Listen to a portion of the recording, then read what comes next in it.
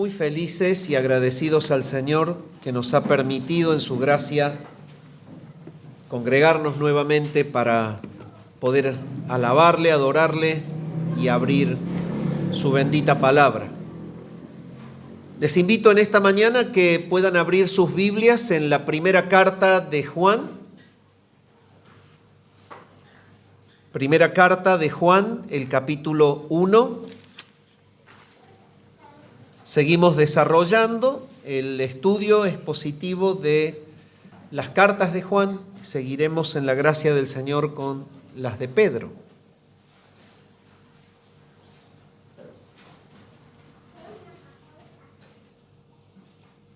Vamos a leer Primera Juan capítulo 1 desde el versículo 5 al versículo 10. Dice así la palabra del Señor. Este es el mensaje que hemos oído de Él y os anunciamos. Dios es luz.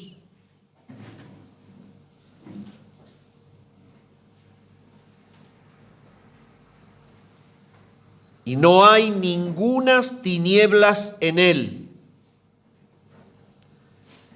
Si decimos que tenemos comunión con Él y andamos en tinieblas, mentimos y no practicamos la verdad. Pero si andamos en luz, como Él está en luz, tenemos comunión unos con otros, y la sangre de Jesucristo, su Hijo, nos limpia de todo pecado. Si decimos que no tenemos pecado, nos engañamos a nosotros mismos y la verdad no está en nosotros. Si confesamos nuestros pecados, Él es fiel y justo para perdonar nuestros pecados y limpiarnos de toda maldad. Si decimos que no hemos pecado, le hacemos a Él mentiroso y su palabra no está en nosotros. Hasta aquí nomás la lectura en la palabra del Señor. Hoy quiero desarrollar un sermón que se titula Las evidencias de la salvación. Y en realidad es un sermón que contiene 2 puntos, pero vamos a comenzar desarrollando el primero y vamos a llegar hasta donde el tiempo nos dé. Pero voy a mencionar de qué se trata y lo seguiremos en su debido momento. Este sermón se titula Las evidencias de la salvación.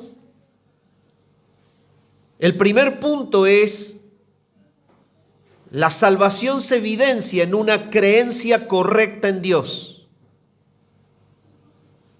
Y se extrae del versículo 5 de 1 Juan 1, que dice: este es el mensaje que hemos oído de Él y os anunciamos, Dios es luz y no hay ningunas tinieblas en Él. El segundo punto del sermón: la salvación se evidencia en la certeza del pecado. Y se extrae de 3 textos de este párrafo. El versículo 6, que dice: si decimos que tenemos comunión con Él y andamos en tinieblas, mentimos y no practicamos la verdad.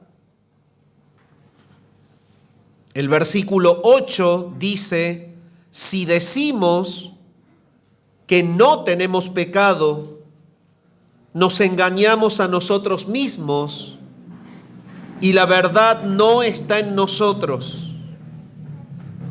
Y por último el versículo 10, que dice: si decimos que no hemos pecado, le hacemos a él mentiroso y su palabra no está en nosotros. El hermano Juan Calvino decía lo siguiente: un perro ladra cuando su amo es atacado. Yo sería un cobarde si es atacada la verdad de Dios y permanezco en silencio. Es exactamente lo mismo que está haciendo Juan. Juan es el pastor que queda en la última década del primer siglo y que tiene a su cargo volver a la iglesia, a la verdad, cuando está siendo atacada por las herejías del gnosticismo que se está formando. Y es debido al ataque intenso de estas herejías gnósticas hacia la fe cristiana que Juan expresa estos versículos que hemos leído en este párrafo, que contienen evidencias de cómo separar a los verdaderos de los que no lo son. Juan está escribiendo esta realidad y adopta la forma que tomó Pablo cuando les enseñaba años antes, 2 décadas y medias a 3 antes, a los ancianos de Éfeso lo siguiente. Hechos, el capítulo 20, el versículo 28 al 31, dice de esta manera Pablo: por tanto, mirad por vosotros y por todo el rebaño en que el Espíritu Santo os ha puesto por obispos para apacentar la iglesia del Señor, la cual él ganó por su propia sangre. Porque yo sé que después de mi partida entrarán en medio de vosotros lobos rapaces que no perdonarán al rebaño. Y de vosotros mismos se levantarán hombres que hablen cosas perversas para arrastrar tras sí a los discípulos. Por tanto, velad, acordándoos que por 3 años, de noche y de día, no he cesado de amonestar con lágrimas a cada uno. 3 décadas antes de que Juan esté escribiendo el párrafo que hemos leído, Pablo estaba advirtiendo proféticamente que desde la misma iglesia se levantarían herejes que atacarían al rebaño enseñando herejías, y que en realidad los ancianos de Éfeso tenían que estar expectantes, activos, viendo que las ovejas no sean destruidas. Juan es exactamente lo que está haciendo. Él está predicándoles de tal manera que ellos puedan evidenciar la salvación en los verdaderos y que queden manifestados claramente los que no lo son.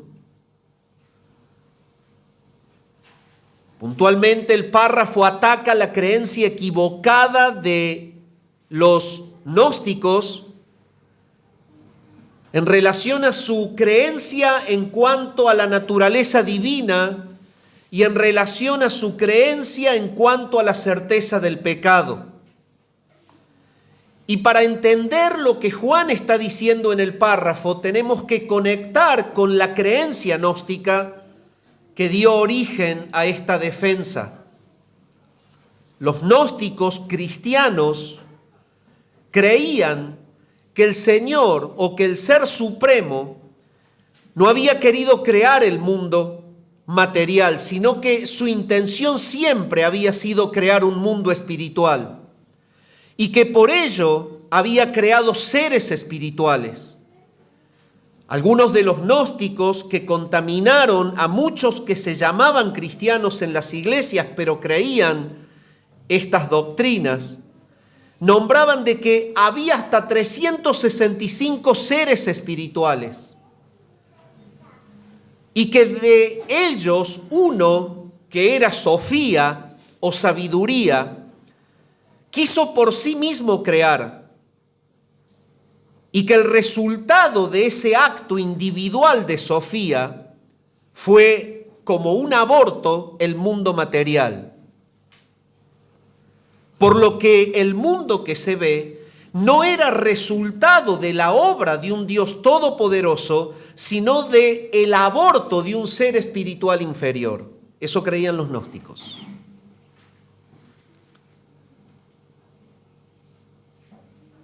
Ellos decían que el cuerpo era justamente la prisión donde se encontraba contenida el alma. Y la lucha de los gnósticos durante toda su vida era procurar la salvación. Pero la salvación la comprendían como la liberación final de esta prisión que contiene al alma. Ellos decían que el mundo espiritual estaba ordenado en distintas esferas en el aire y que desde el mundo espiritual un emisario debía venir a comentar y a informar la manera de poder liberarnos para poder tener el encuentro final en el reino del Ser Supremo. Y de esta manera, si ustedes vinculan, era fácil que los creyentes que no estaban bien afirmados pudiesen confundirse con las filosofías platónicas y con lo que sabían del judaísmo, que en conjunto había dado esta especie de doctrina hereje que llegó a ser el gnosticismo y que azotó los primeros siglos de la formación de la iglesia. Es por esto que como ellos pensaban que ese ser espiritual que venía a informar cómo poder liberarse, iba a dar un mensaje para que cada uno pudiese encontrar el camino de retorno al reino, ellos atribuían que ese ser era Jesucristo. La mezcla en ellos daba como resultado el pensar que ese ser del mundo espiritual que venía a informar cómo encontrar la salvación, que era la liberación del alma de este cuerpo que la aprisionaba, era Cristo. Pero el punto de conflicto se daba en que como el gnosticismo era dualista, o sea, decía que el cuerpo era completamente malo y que el alma era buena, entonces el conflicto estaba en que ese ser nunca pudo habitar un cuerpo que era malo, porque en realidad no podía habitar un cuerpo pecaminoso. Entonces, este conjunto de mezclas de doctrinas había confundido la iglesia de tal manera que fue necesaria la voz de Juan presentando la verdad. Entonces, los gnósticos no podían concebir que Jesucristo haya sido verdaderamente material. Y el punto de conflicto era que en realidad el cuerpo era malo porque se constituía la prisión del alma. El resultado final de la salvación era la liberación del cuerpo. Entonces ellos tenían como un conflicto entre la realidad integral del ser.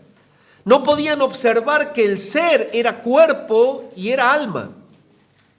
Y esto lo retrasladaban confundidamente a lo que era la venida de este ser que, según ellos decían, tenía que venir a informar sobre cómo el humano puede liberarse de la prisión del cuerpo para encontrar la salvación final. De ahí surgió la herejía del docetismo, que negaba que Jesucristo verdaderamente haya sido hombre y que decían que era un cuerpo semejante a los hombres.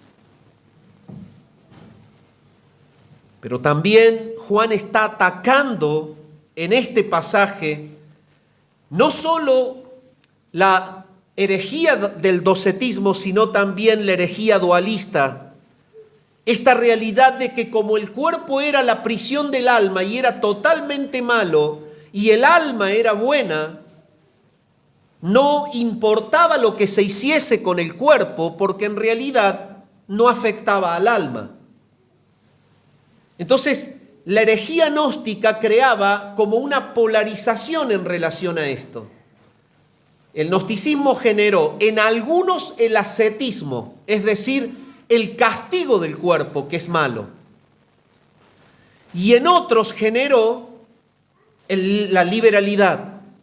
Podemos pecar libremente, de todos modos eso no afecta al alma. Toda esta era la escena, y por eso me tomo el trabajo de explicarlo, el trasfondo cultural y religioso en el que cae la carta de Juan en el año 90 después de Cristo.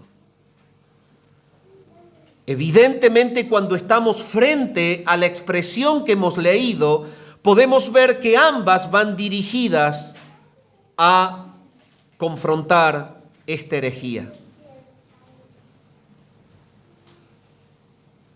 En la segunda carta de Juan, los versículos 9 y 10, el apóstol está dejando claro esta verdad. Y está diciendo: cualquiera que se extravía y no persevera en la doctrina de Cristo, no tiene a Dios. El que persevera en la doctrina de Cristo, ese sí tiene al Padre y al Hijo. El punto es que estaba atestada la iglesia de personas que creían lo que les acabo de decir. Y la confusión con el verdadero evangelio era muy difícil muchas veces de encontrar si no hubiese habido un texto aclarativo como el que Juan, obviamente utilizado por el Espíritu Santo, trajo a ellos. Entonces, para corregir estos errores de los herejes gnósticos, Juan muestra primeramente que los verdaderos creyentes creen de manera correcta en la naturaleza de Dios, cosa que los gnósticos no creían.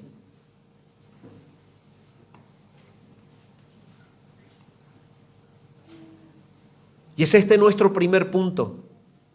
Los verdaderos creen correctamente en la naturaleza de Dios.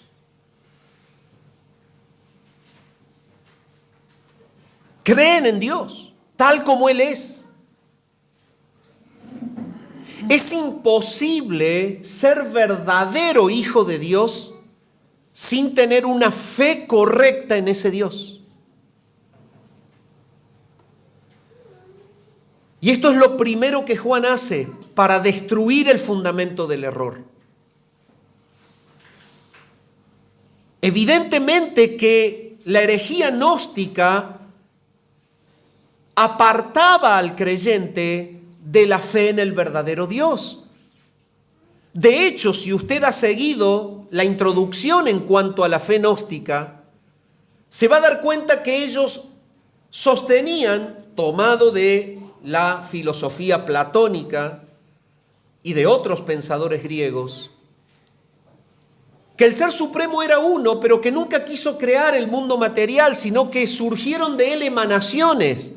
Tenían nombres cada una de ellas, y que una de ellas en forma de aborto produjo el mundo material. O sea que nunca Dios quiso el mundo material, pero el mundo material existía por una supuesta emanación inferior del Dios Todopoderoso, llamado Sofía, y que había dado origen con el aborto al mundo material. Eso pensaban los platónicos. E intentaban decir que la salvación se efectuaba cuando se liberaba el alma de este cuerpo prisionero que era malo. Pero si usted lo conecta, se va a dar cuenta que ese mensajero que tiene que venir de la esfera espiritual a comunicar cómo liberarnos, es una de las emanaciones inferiores, y ellos creían que ese era Cristo. Entonces, Cristo no era Dios, en la excelsa esencia que verdaderamente el Evangelio presenta. Y ahí estaba la herejía.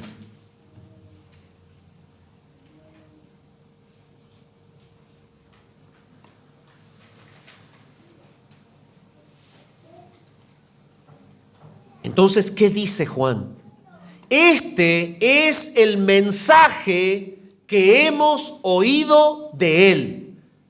Puntualmente Juan comienza mostrando que si ellos decían que tenía que venir un mensajero de alguna esfera espiritual intermedia, que no era realmente Dios en toda la excelsa magnitud de su ser, Juan estaba rompiendo la herejía y diciendo: el mensajero es el que nos ha hablado y este es el mensaje que hemos oído de él. Juan está llevando a la iglesia a observar que el mensajero que Dios ha enviado es Dios mismo, Hijo hecho carne.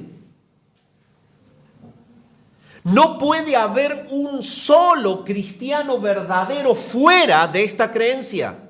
Y es lo que Juan comienza, derrumbando la estructura de pensamiento hereje de este cúmulo de pensamientos y doctrinas, creencias judías, creencias platónicas, que dieron en su mezcla lo que llegó a ser en el siglo II el gnosticismo cristiano.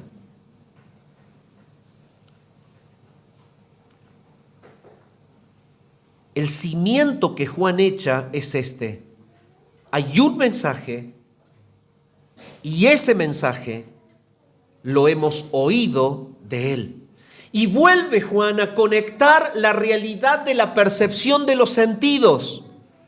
La percepción de los sentidos que fueron activados cuando tuvieron contacto directo con el Señor, porque es lo que Él se encarga de decir en los versículos anteriores.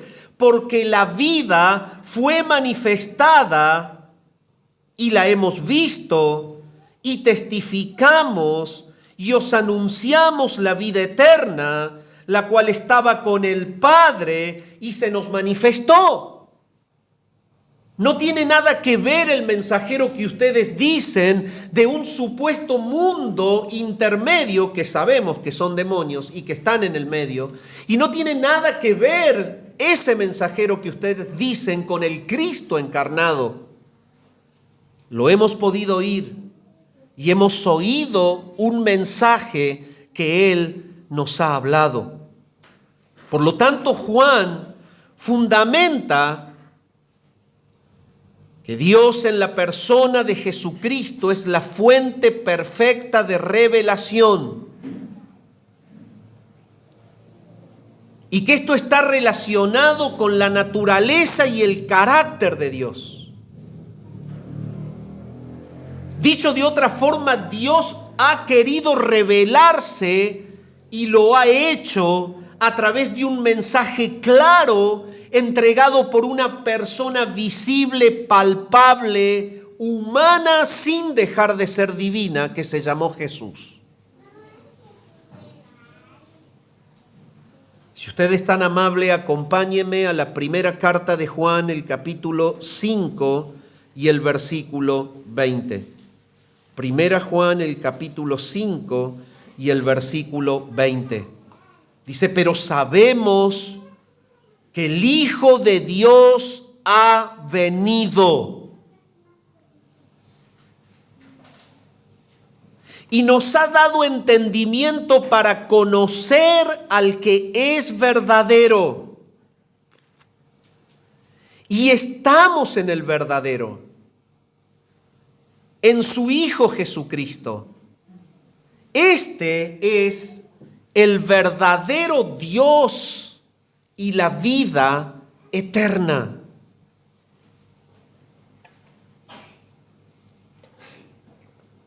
Noten ustedes el enfoque de Juan al presentar la verdad.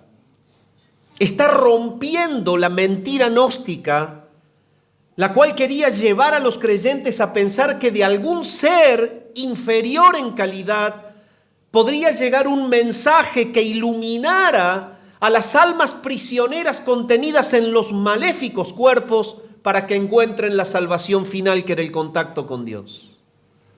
¿Y ese no era Jesús?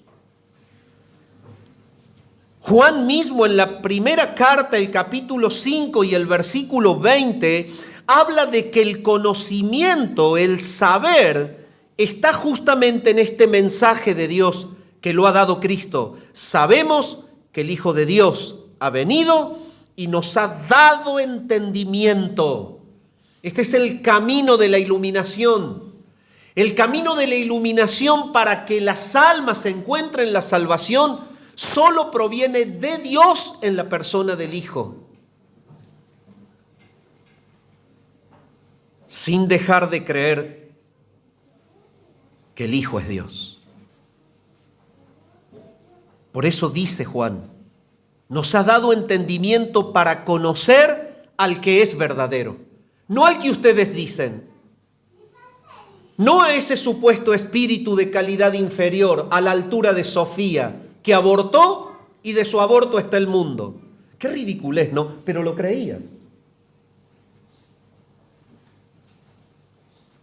La luz para encontrar la vida es la vida hecha carne. Jesús es luz. Él es la vida hecha carne. Y eso es lo que dice el capítulo 1 y el versículo 2 que acabo de acotar. Entonces, cuando nos vamos hacia atrás, en una conexión al vínculo cercano de la carta, y cuando nos extendemos hacia adelante, en el otro vínculo cercano de conexión al párrafo en estudio, encontramos que Juan apunta y converge a mostrar a Jesús como el mensaje de Dios.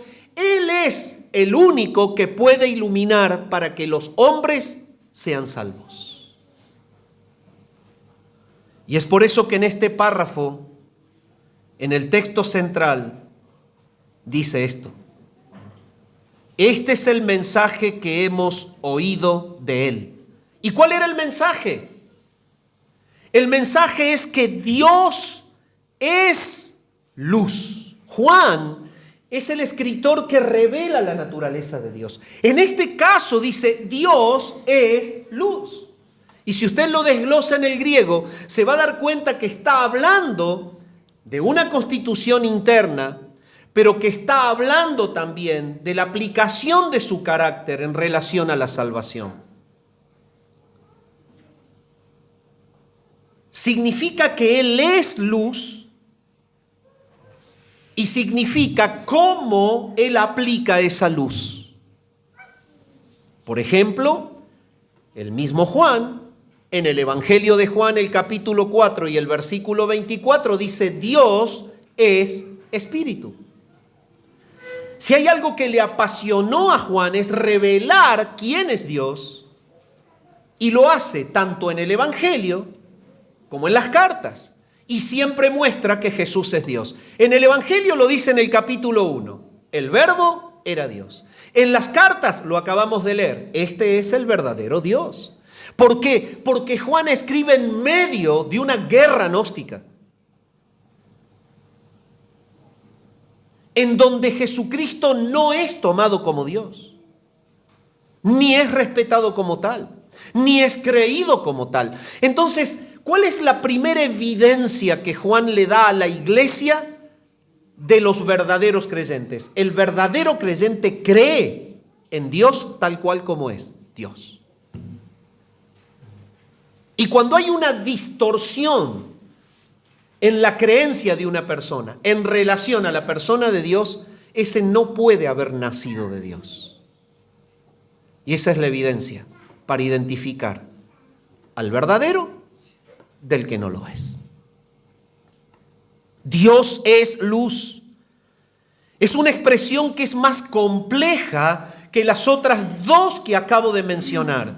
Que Dios es espíritu se entiende como que es inmaterial. En 1 Juan 4:8, adelante de nuestro párrafo, encontramos que él detalla: Dios es amor. Y esto se lo comprende como una coacción activa de las personas de la deidad, eternamente amándose. Pero cuando queremos entender lo que está diciendo al expresarles a ellos Dios es luz, debemos profundizar y comprender la amplitud de lo que significa la expresión.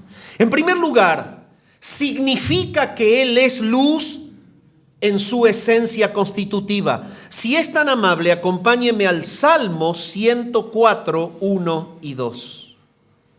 Salmos 104, 1 y 2.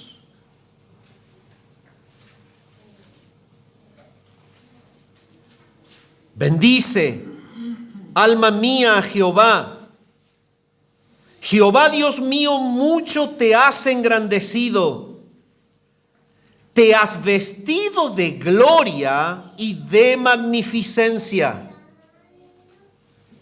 El que cubre de luz o se cubre de luz como de vestidura. El que se cubre de luz como de vestidura. Dios es luz. Dios es luz. Este manto externo que es propio de su gloria sustancial se deja ver como luz, porque Él es luz. Y es por esto que el salmista dice: Él se cubre de luz como de vestidura. Tenemos porciones en la palabra que nos hablan que en aquellos encuentros que Moisés tuvo con Dios, su rostro se iluminó por estar en contacto con la luz que emanaba la gloria de su ser.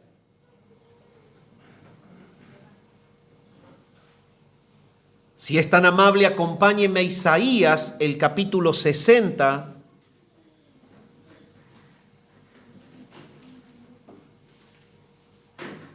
Isaías, el capítulo 60, el versículo 19 y 20. El sol nunca más te servirá de luz para el día, ni el resplandor de la luna te alumbrará, sino que Jehová será por luz perpetua, y el Dios tuyo por tu gloria. No se pondrá jamás tu sol, ni menguará tu luna, porque Jehová te será por luz perpetua, y los días de tu luto serán acabados. La profecía de Isaías habla del contacto final, de la gloria final, de los cielos nuevos y de las tierras nuevas. Habla del encuentro de la iglesia con el Señor. Habla de la maravillosa experiencia de no necesitar la luz de este astro que está en constante erupción, en destellos propios de reacciones químicas, de gases con materia, que generan la luz, que nos da energía, vida. Eso es creado por este ser que es luz y gloria. Y lo que está diciendo en Isaías es que no se necesitará en esa creación de ese astro para iluminar, porque la gloria de Dios iluminará a su pueblo. La luz de su gloria iluminará a su pueblo. Por lo tanto, ya la palabra nos está mostrando un vínculo que va surgiendo entre el hecho de decir Dios es luz y la salvación de los que están en luz. Hacia eso va Juan.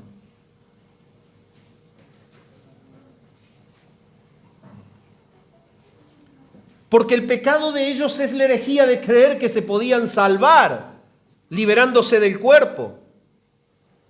Fuera de Jesucristo, como el Dios hecho carne y el mensajero de Dios, y fuera del evangelio de Jesús, no hay vida. Pero si es tan amable, vea cómo Pablo escribe a Timoteo y le dice lo mismo. Lo mismo que en el antiguo pacto, exactamente lo mismo que se sabe de él por revelación. Primera carta de Pablo a Timoteo, capítulo 6, versículos 14 y 15. Que guardes el mandamiento sin mácula ni reprensión hasta la aparición de nuestro Señor Jesucristo, la cual a su tiempo mostrará el bienaventurado y solo soberano, Rey de reyes y Señor de señores, el único que tiene inmortalidad, que habita en luz inaccesible, a quien ninguno de los hombres ha visto ni puede ver, al cual sea la honra y el imperio sempiterno. Amén. Él es la luz que habita en luz inaccesible. Pero es que el deseo eterno de Dios es compartir ese reino con los que Él ha escogido por gracia para ser su pueblo santo. Ese Dios que es gloria y es luz, ha querido en la eternidad levantar a un pueblo para honrar a su Hijo, al cual ama desde la eternidad, para glorificar a través de la adoración de ese pueblo a su Hijo, al cual ama. Y en realidad hay una conexión directa que es la que Juan comienza a mostrar. Y les muestra, ¿quieren ustedes identificar a un verdadero cristiano de un gnóstico? Fíjense en el Dios que cree. Porque nunca puede tener vida el que no cree en el Dios de gloria. No va camino a la gloria quien no cree en el Dios que vino de la gloria. No puede tener salvación eterna en aquel que no tiene la vida revelada desde la gloria.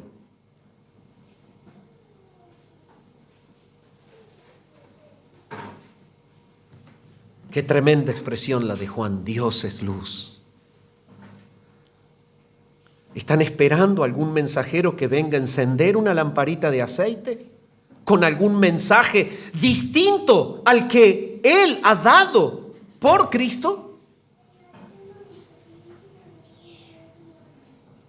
Sin embargo, no solamente la expresión que Dios es luz está significando que esencialmente Él es gloria, que esencialmente Él ilumina, que todo su pueblo en la reunión final será contenido por su gloria y que ese reino tendrá la iluminación de la gloria de su ser sin necesidad de una fuente externa de luz, sino que la palabra va más allá con respecto a la expresión que Dios es luz.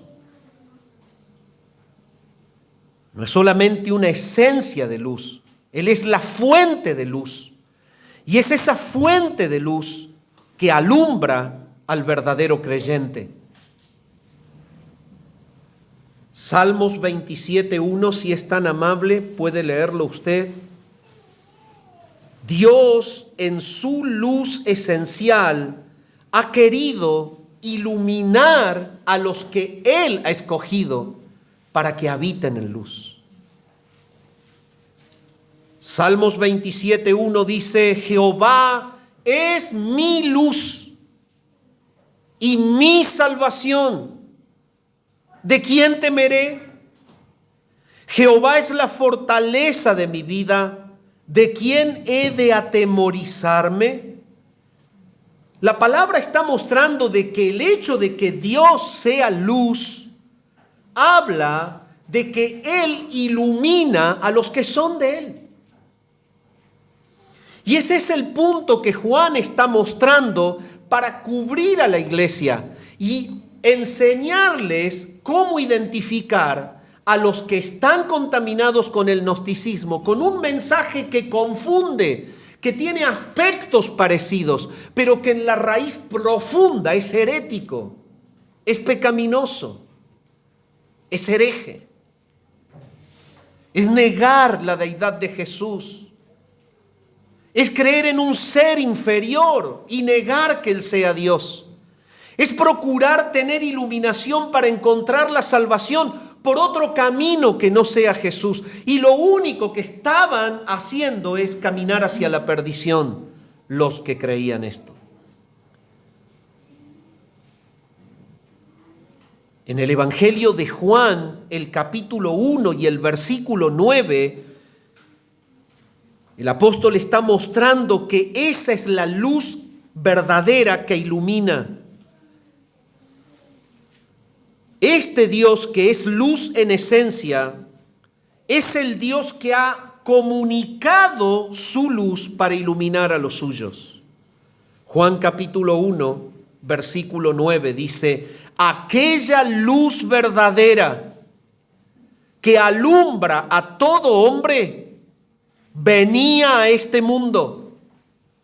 En el mundo estaba y el mundo por él fue hecho, pero el mundo no le conoció. Y nuevamente Juan, a pesar de que saltamos de la carta al Evangelio, presenta el mismo concepto. Presenta el concepto de que Jesucristo es Dios y es la luz que Dios ha enviado para iluminar al mundo.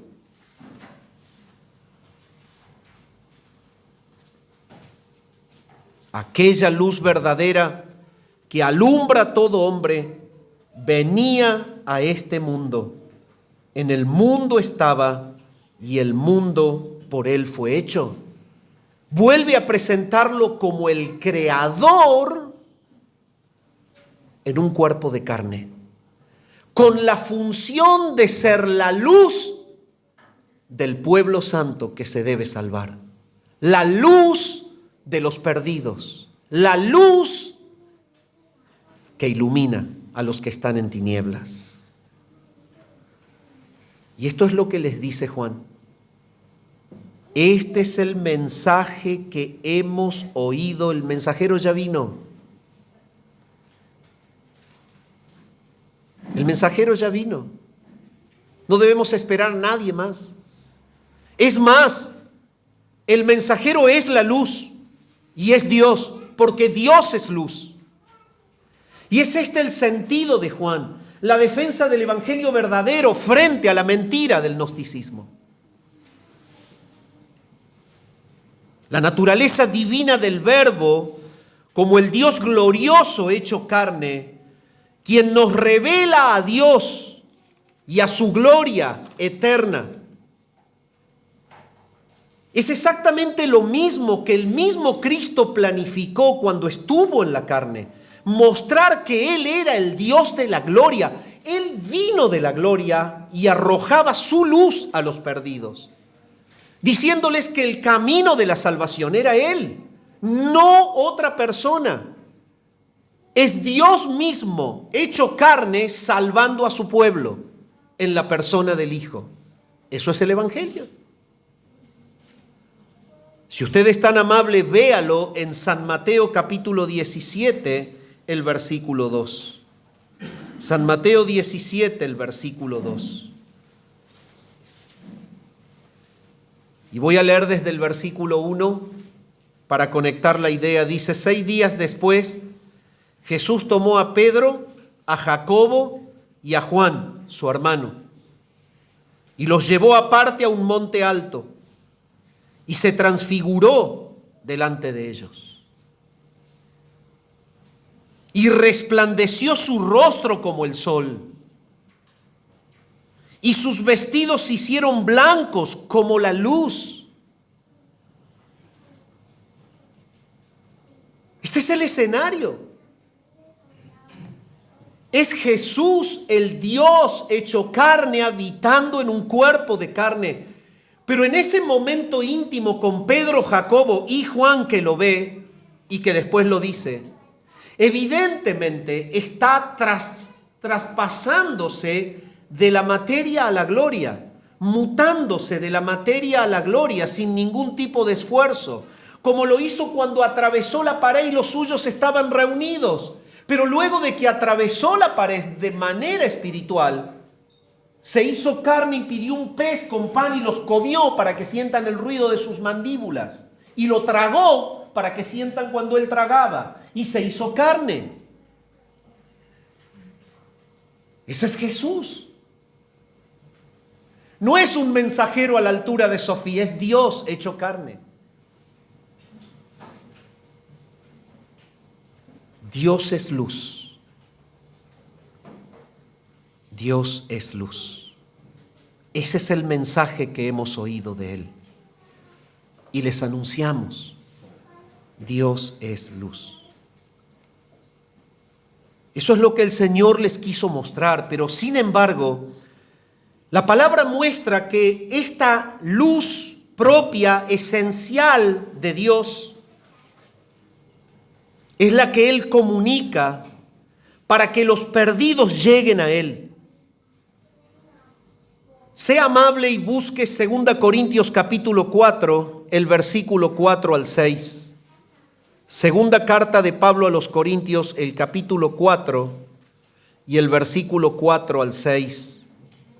Y dice así: en los cuales el Dios de este siglo cegó el entendimiento de los incrédulos para que no les resplandezca la luz del evangelio de la gloria de Cristo, el cual es la imagen de Dios. Porque no nos predicamos a nosotros mismos, sino a Jesucristo como Señor y a nosotros como vuestros siervos por amor de Jesús.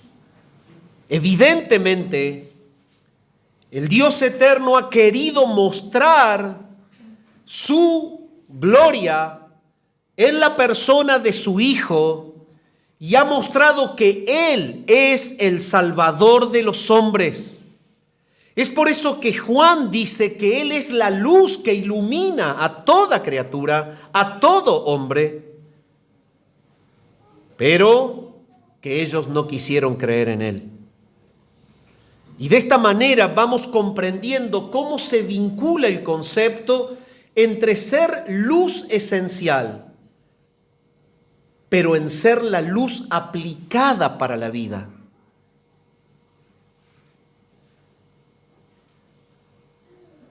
Si hay una porción en la Escritura que verdaderamente le da un sentido al concepto del hecho de que Dios es luz y que une los dos conceptos, es el Salmo 36:9. Y si es tan amable, búsquelo por favor. Salmos 36:9.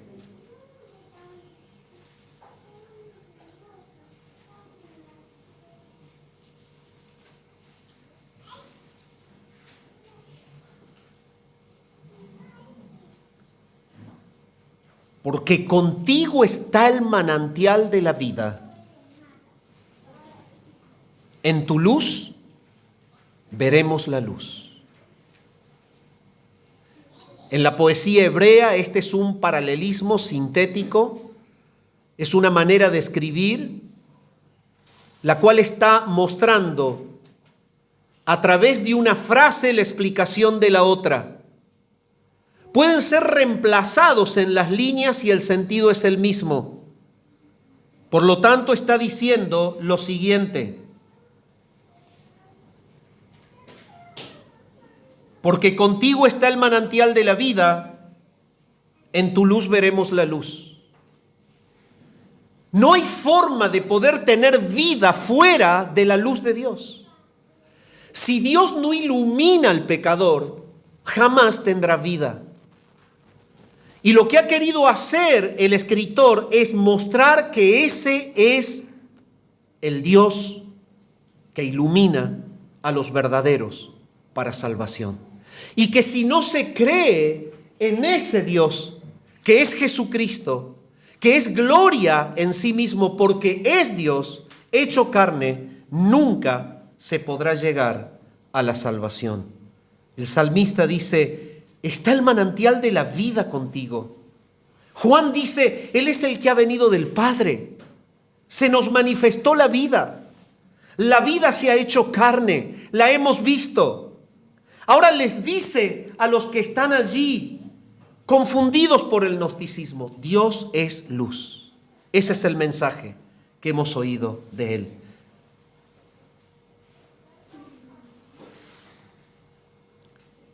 Pero el salmista dice, en tu luz veremos la luz.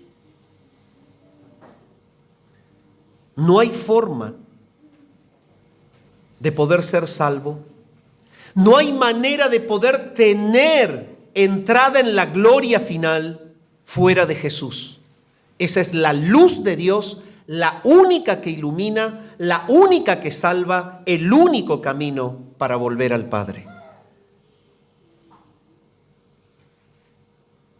Y esto es lo que la palabra claramente muestra cuando habla de un traslado desde las tinieblas a la luz. Y si usted es tan amable, busque la primera carta de Pedro, capítulo 2 y versículo 9. Primera Pedro, capítulo 2 y versículo 9, dice lo siguiente. Primera Pedro 2, 9. Mas vosotros sois linaje escogido, sois real sacerdocio, sois nación santa, pueblo adquirido por Dios, para que anunciéis las virtudes de aquel que os llamó de las tinieblas a su luz admirable. Esta es la luz de la vida.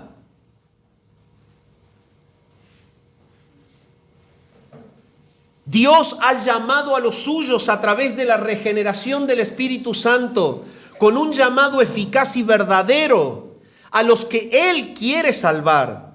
Los ilumina para vida y los traslada de las tinieblas a su luz admirable. Esa luz admirable es el reino de su Hijo. Esa luz admirable es ser miembros de la familia de Dios. Esa luz admirable es la iglesia misma. Esa luz admirable es el reino de luz en el cual estamos por pura gracia. Eso les está diciendo Juan. Dios es luz. Ese es el mensaje que hemos recibido de Él. Y si ustedes no creen en ese Dios, no creen en el mensaje de Dios, que es Jesucristo hecho carne, ustedes no tienen vida. Esa es la gran diferencia entre el gnóstico y el verdadero cristiano.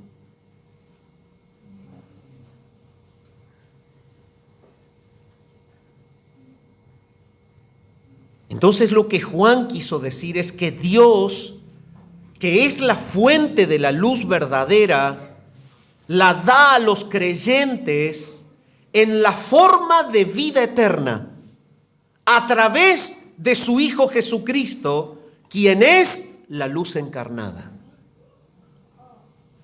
Lo voy a volver a repetir. Dios, la fuente de la luz verdadera, la da a los creyentes en la forma de vida eterna,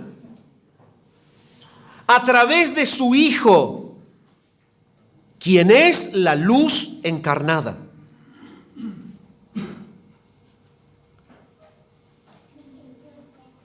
Y estas dos propiedades esenciales de luz y de vida divinas son básicas y son necesarias para poder distinguir la fe verdadera de una herejía falsa. Si alguien profesa tener la luz y si alguien profesa morar en ella o haber recibido la vida eterna, cosa que los gnósticos aludían a que lo podían llegar a tener, por ese contacto que los que estaban en la élite espiritual llegaban a tener, esa iluminación y ese contacto con el Ser Supremo a través de ciertas experiencias místicas, Juan está destruyendo este principio y diciendo, no hay tal contacto sin creer en que Jesucristo es Dios, en que Él es la luz enviada del Padre para iluminar a los perdidos, para que sean salvos.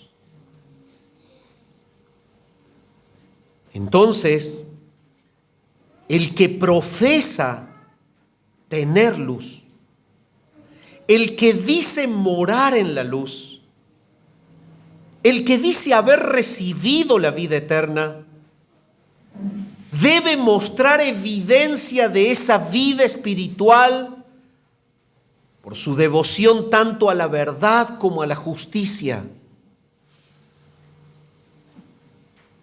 Y es lo que Juan sigue escribiendo en el capítulo 2 y en el versículo 9 y 11 de la primera carta. Capítulo 2, versículos 9 al 11 dice: el que dice que está en luz y aborrece a su hermano, está todavía en tinieblas. El que ama a su hermano permanece en la luz y en él no hay tropiezo. Pero el que aborrece a su hermano está en tinieblas y anda en tinieblas y no sabe a dónde va, porque las tinieblas le han cegado los ojos. Entonces Juan sigue mostrando que los que son verdaderos, los que dicen tener luz, deben vivir como hijos de luz. Y la manera de vivir como hijos de luz es mostrar verdadero amor y comunión para con los que están en el reino. Cosas que ellos no podían practicar porque no las sentían. Los verdaderos entonces muestran un apego natural a la verdad y a la justicia de vida.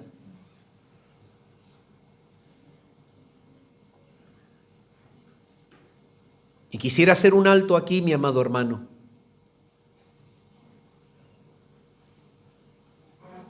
¿Tú verdaderamente eres miembro del reino de Dios?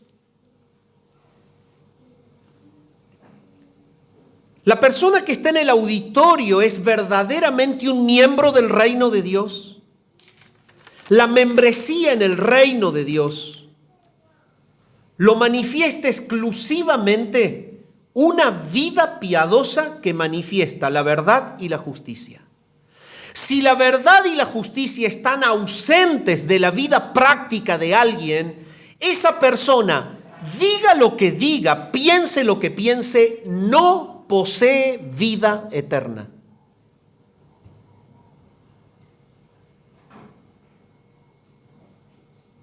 Eso es lo que dice San Mateo capítulo 7 y versículo 17, cuando dice: así todo buen árbol da buenos frutos, pero el árbol malo da frutos malos. Juan les está enseñando a los creyentes: miren, ellos dicen tener contacto con el Dios que es luz, pero no aceptan sus pecados. Dicen tener comunión con el Dios eterno, pero niegan la necesidad de un Salvador. Dicen tener comunión con la deidad o con el Supremo, pero no aman a los que Dios ha amado. Identifíquenlos y no los sigan. Esos no son verdaderos. El punto es el siguiente: si alguien te ve, ¿puede ver a Jesús, que es luz y salvación, en tu vida? Si alguien te observa y se contacta contigo, ¿puede verdaderamente encontrar a Jesús a través del testimonio tuyo? Si alguien tiene contacto contigo, observa tu vida, ¿puede verdaderamente esa persona apuntar de que hay vida eterna en ti, en tu corazón?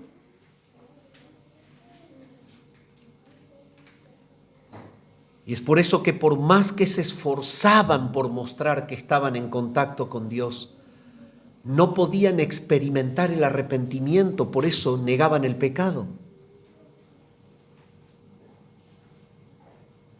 Y una persona que niega el pecado está muerta.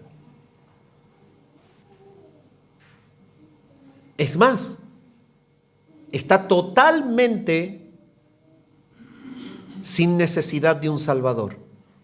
Por lo tanto, no podía tener a Jesús en él, porque no lo necesitaba. Y en esta mañana, mi amado hermano, debemos ser llevados por la palabra a esta reflexión. ¿Estamos viviendo como Él anduvo? ¿Se puede ver en mi vida la verdadera presencia del Señor? ¿Somos luz? El hecho de que seamos iglesia bíblica y que seamos llamados a mostrar a Jesús, ¿está verdaderamente ocurriendo en tu diario vivir?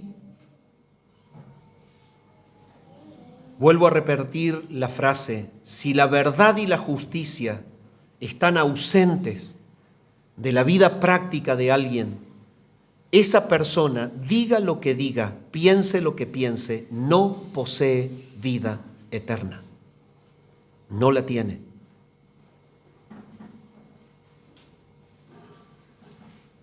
Pero Juan no solamente presenta el concepto de que Dios es luz en esencia, luz transmitida a través de la persona de su Hijo Jesucristo, el cual es Dios hecho carne y que vino a iluminar el camino de la salvación. La salvación está en Él. Él es el que puede dar vida eterna. Creyendo en Él es que hay vida eterna. Porque Él fue el pago por la deuda y por el pecado de los que están en tinieblas. Pero también dice, y no hay ningunas tinieblas en Él. Es que Juan está diciendo, es imposible que haya una separación de grados, como ustedes dicen.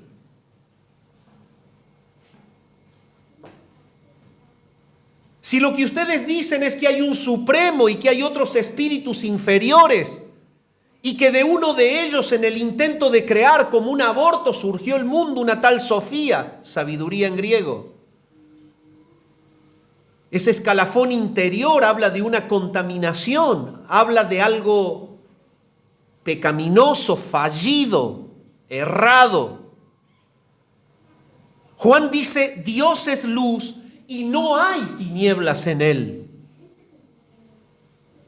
Por lo tanto, esa luz que vino, lo viene diciendo, que es Jesús, es Dios, no es un ser inferior, es Dios en la carne y es la luz que ha enviado Dios para dar el rumbo, el camino de la salvación. La salvación está en Él. Cuando Él dice que no hay ningunas tinieblas en Él, Dios es absolutamente perfecto en verdad y santidad. Si tomamos el libro de Éxodo, el capítulo 15 y el versículo 11, podemos observar la frase que dice allí, que Jehová es magnífico en santidad. Es que eso quiere decir que no hay posibilidad de una degradación sustancial de su persona. No hay posibilidad de que tenga una calidad inferior. Dios es magnífico en santidad. Si tomamos la palabra en 1 Samuel, el capítulo 2 y el versículo 2 dice, no hay santo como Jehová, no lo hay. No hay santo como Jehová. Dicho de otra manera, Él es el ser trascendente, Él es el ser impecable, Él es el ser que no falla, Él es el ser infinitamente puro en esencia. Dios es luz y no hay ningunas tinieblas en Él. Y realmente el argumento de Juan sepultó la mentira del gnosticismo de una manera eficaz. En Isaías el capítulo 6 y el versículo 3 dice, Santo, Santo, Santo, Jehová de los ejércitos. Un superlativo hebreo que está indicando que Él es santísimo, trascendente, es infinitamente perfecto. Eso quiere decir. Y mis amados hermanos, en esta mañana el Señor nos lleva a entender esto, que la luz representa a esta verdad de Dios encarnada. Es su palabra encarnada en la persona del Verbo. Es su palabra predicada la que contiene esa luz. Tal como lo dice el Salmo 119, 105. Lámpara es a mis pies tu palabra y lumbrera a mi camino. El Salmo 119, 130. La exposición de tus palabras alumbra, hace entender a los simples. Y ahí estamos viendo la conjunción de esta realidad, cómo Dios se acerca a los que ha de salvar. Ha presentado la luz en la persona de Cristo. Ha traído la vida a un mundo perdido en donde están los que Él perdió, su pueblo santo. Y ha dejado impreso en su palabra la verdad de Jesucristo para que ilumine el camino de la salvación. Y mi pregunta es, ¿cuál es tu vínculo con las Escrituras? ¿Y cuál es tu vínculo con el reinado de Cristo en tu mente, en tus sentimientos y en tus actitudes? ¿Cómo podemos predicarle al mundo que está en tinieblas de una luz que no reina en mi vida?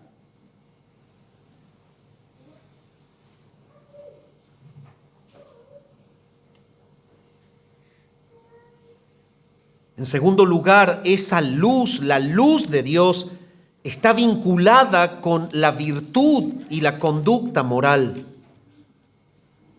Es por esto que Pablo, para instruir a los de Éfeso, les escribió en la carta a los Efesios el capítulo 5 y el versículo 8 y 9, porque en otro tiempo erais tinieblas, mas ahora sois luz. ¿En quién? En la luz que es el Señor. Sois luz en el Señor. Y ahora está el sentido de Juan. ¿Cómo detectaba a los mentirosos gnósticos?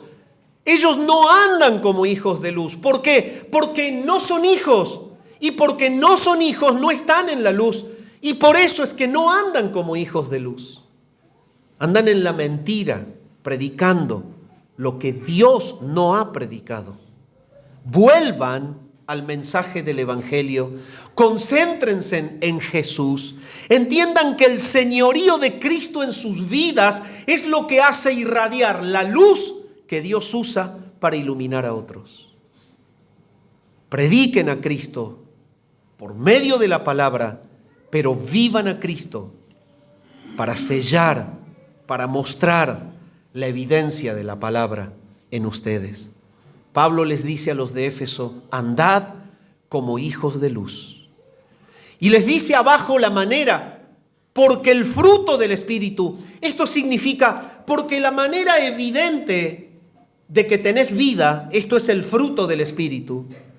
Es decir, el fruto del Espíritu es cómo vive la persona que ha sido regenerada por el Espíritu y que ha sido tomada como templo por el Espíritu Santo y lo está habitando. O sea, un verdadero creyente, un verdadero hijo de Dios. Eso quiere decir allí, el fruto del Espíritu o la presencia del Espíritu que te constituye un verdadero, un cristiano verdadero, un hijo de Dios, se manifiesta en toda bondad. La persona que no tiene bondad no evidencia tener vida. La persona que no hace justicia con su conducta no evidencia tener vida. Y obviamente la persona que no ama la verdad de las Escrituras, sino que le encanta aferrarse en el error, esa es la que no tiene el Espíritu, la que no tiene vida. Andar como hijos de luz es andar en toda bondad, en toda justicia y en toda verdad. Y quiero terminar en esta mañana llamando al arrepentimiento a personas que pueda haber en el auditorio, pero que están dentro de una iglesia, pero fuera del reino, que siguen resistiendo el llamado del amor del Evangelio, a que se arrepientan de sus pecados, a que crean en Jesucristo. Como el Dios hecho carne, el que vino mostrando el amor eterno del Padre por su pueblo, por la iglesia, por los perdidos. A que crean que en Jesús hay perdón de pecados porque Él los pagó en la cruz. Y que al creer en Él tengan vida eterna. Pero mi llamado es también a la iglesia. Si estás viviendo una vida dual, una vida de descompromiso, una vida con ausencia de consagración, Si el pensamiento de tu mente no es la palabra de Dios, si el sentimiento de tu corazón, las inclinaciones de tu corazón no se ajustan a la transparencia de la palabra de Dios, si tus conductas no son las conductas propias de los hijos de luz, vuelve al Señor en esta mañana. Deja de rebelarte para con Él. Los verdaderos solamente muestran que son verdaderos cuando andan como Él anduvo. Padre, gracias por tu palabra en esta mañana. Gracias por la carta de Juan. Gracias por esta expresión tan maravillosa.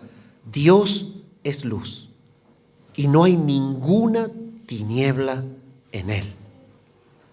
Señor, cuánta mentira y cuánta falsedad destruyó esta frase en el primer siglo.